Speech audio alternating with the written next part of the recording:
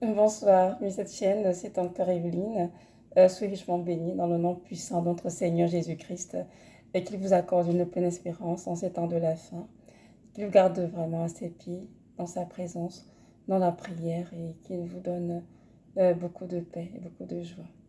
Aujourd'hui, nous sommes le 4 juin 2020 et je vais parler des armes spirituelles du chrétien.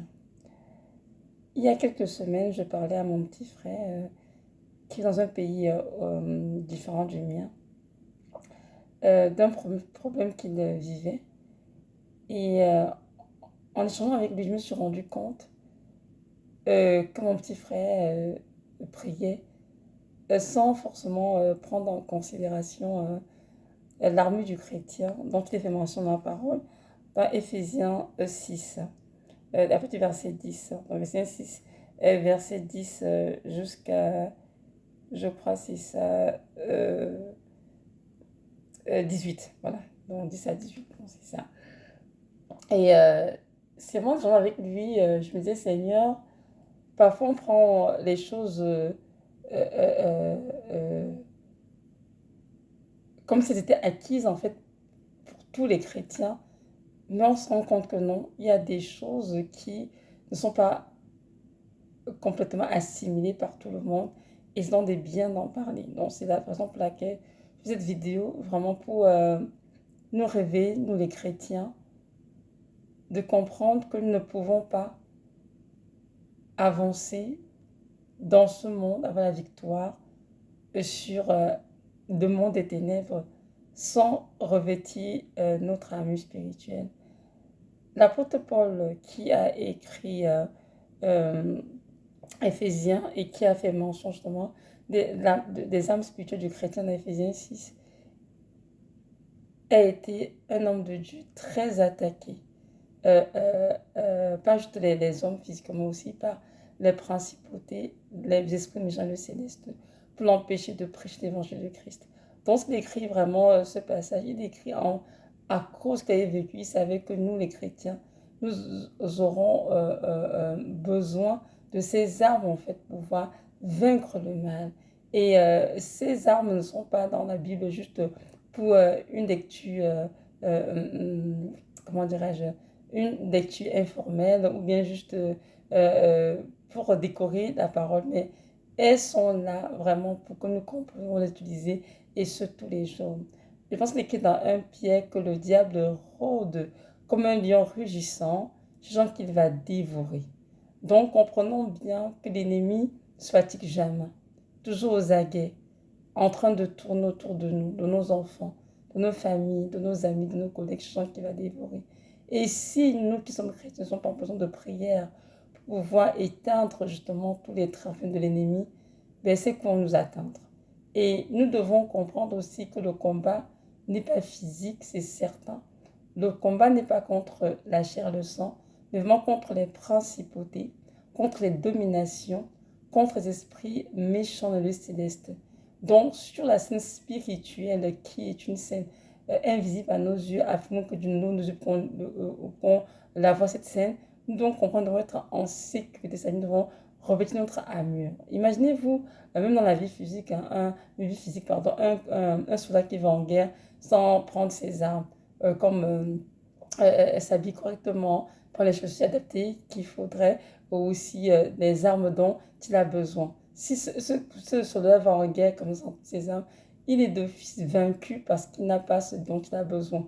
Donc notre Dieu a donné les armes spirituelles que nous puissions les revêtir et que nous puissions vraiment les utiliser en tout temps. Parce que l'ennemi rôde en tout temps. Il y a une journée où l'ennemi donne du repos, du repos. L'ennemi ne se repose jamais.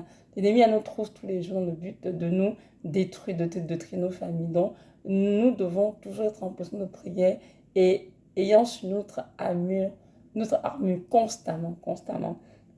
Et de cela quelques, je dirais, non, oui, 2, 3 ans en arrière, moi aussi je lisais les Éphésiens 6, oui, je restais les armes, mais sans plus je m'arrêtais là.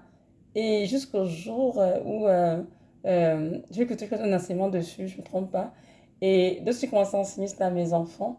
Je suis en train d'enseigner. Et là, j'entends un de mes enfants qui dit quand je disais la parole, l'enfant répétait, et puis l'enfant semblait bien, mais tu sais de quoi il était question, j'étais comme, mon Dieu, mais qui t'enseigne tout ça?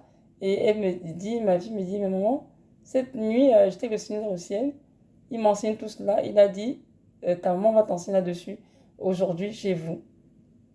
Donc, j'ai compris vraiment à ce moment-là que le Seigneur insistait que je comprenne que les armes spirituelles ne pas être des sites, seulement les revêtir en fait.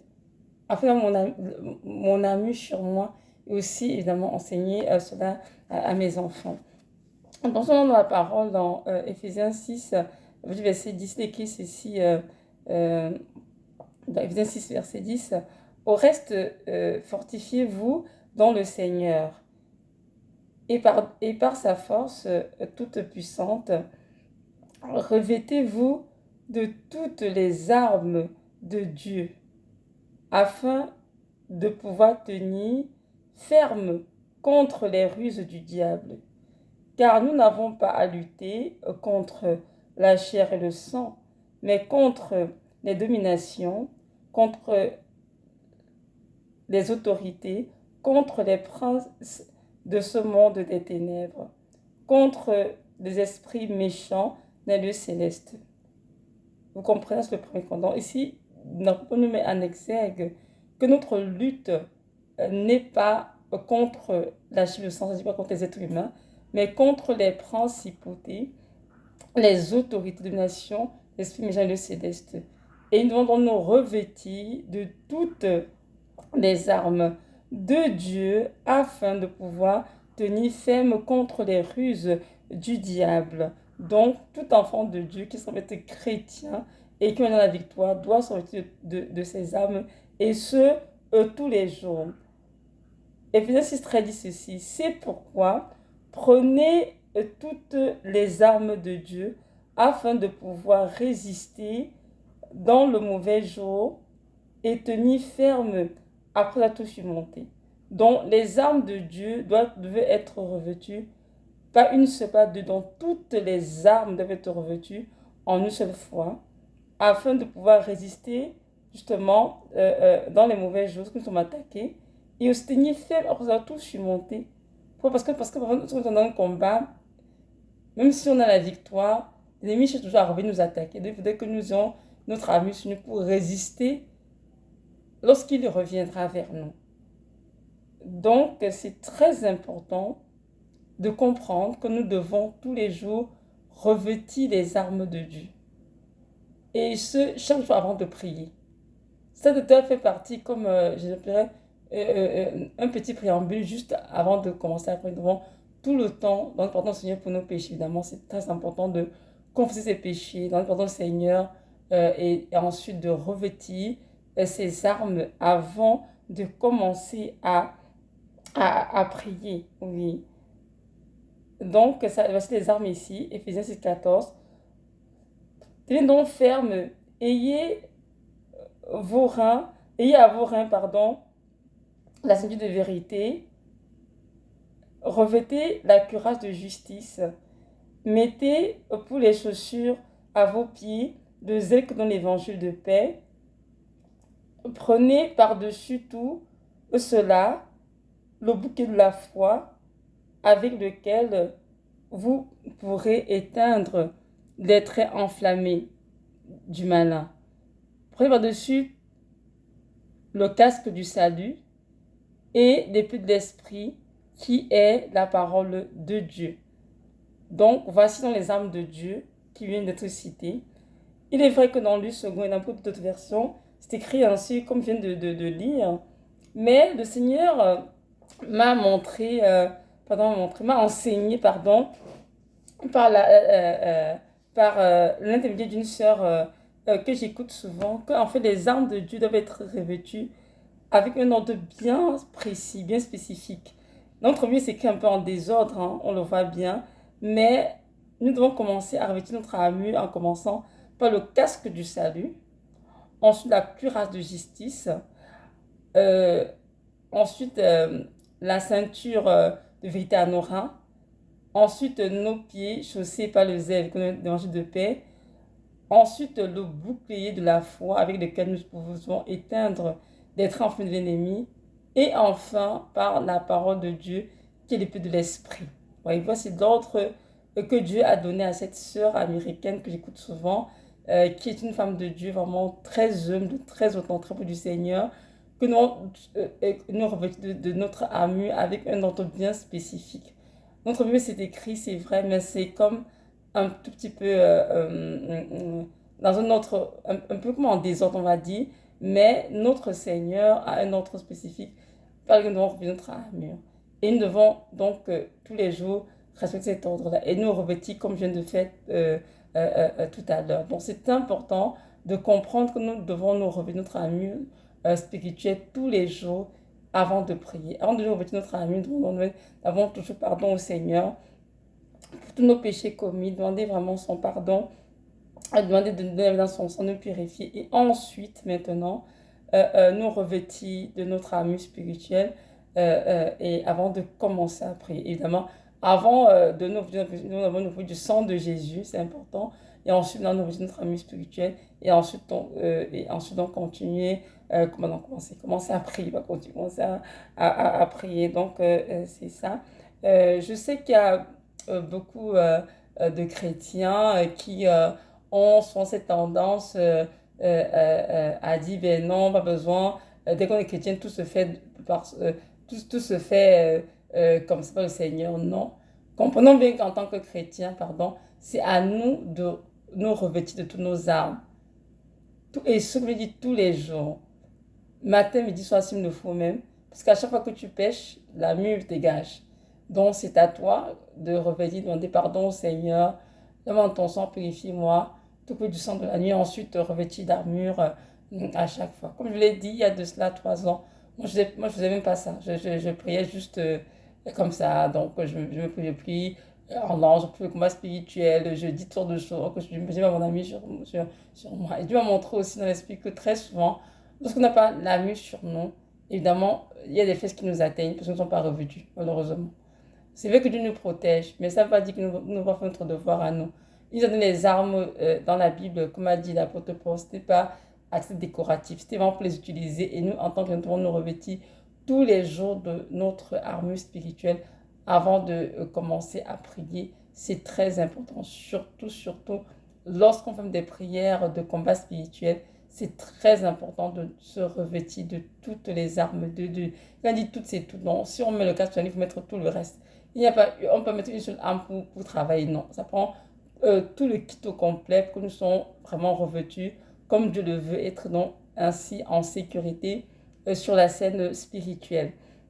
Donc voilà, c'est juste un petit enseignement pour nous encourager à nous les chrétiens de comprendre que nous sommes dans les temps de la fin et le combat se fait dans le monde spirituel et dans le monde spirituel. Et donc nous sommes très très attaqués. Et cela va aller ainsi crescendo. Pourquoi? Parce que il y a plus de démons qui sont relâchés sur la terre. Il y a plus de puissance de ténèbres qui émergent. Donc nous devons résister, comme on dit tout à l'heure, pardon, nous devons résister vraiment, au chapitre 13, au verset 13, pardon, nous devons prendre les âmes de Dieu afin de résister dans le mauvais jour. Amen. Et tenir ferme après tout surmonter. Donc, pour tenir ferme, pour résister au malin, nous devons avoir sur notre armure spirituelle, et ce, tous les jours. Très, très, très important. Et prier en langue, prier en français, après les prières d'autorité, très important.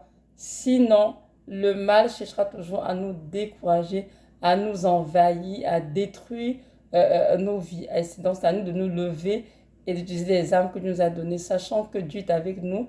Nos anges guéris sont toujours avec nous pour nous aider et si nous n'entrons pas, le reste sera fait correctement. Donc voilà, c'est ça.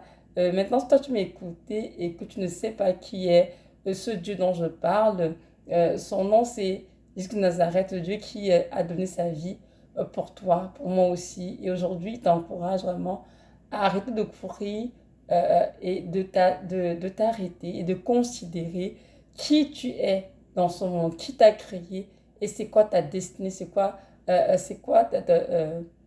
vie que tu mènes.